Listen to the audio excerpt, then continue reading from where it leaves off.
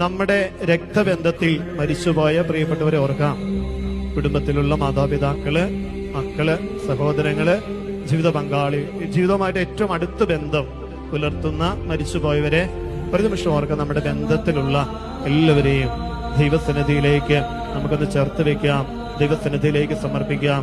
കർത്താവെ, കൈക്കൊള്ളണമേ ഞങ്ങളുടെ ഭവനങ്ങളിൽ നിന്ന് മരിച്ചുപോയ ഞങ്ങളുടെ എല്ലാ പ്രിയപ്പെട്ടവരെയും, ഞങ്ങളുടെ രക്തബന്ധത്തിലുള്ള എല്ലാവരെയും സ്വർഗീയ ഭവനത്തിലേക്ക് ഈശോയെ ചേർക്കണമേ എന്ന് പ്രാർത്ഥിച്ച് നമ്മുടെ ഭവനത്തിന്റെ അയൽപക്കങ്ങളിൽ നിന്ന് മരിച്ചുപോയ നമ്മുടെ പ്രിയപ്പെട്ടവര്, നമ്മുടെ ജീവിതവുമായിട്ട് ഒത്തിരി ബന്ധപ്പെട്ട് നിന്നവര്, അവരെ നമുക്ക് ഓർക്കാം.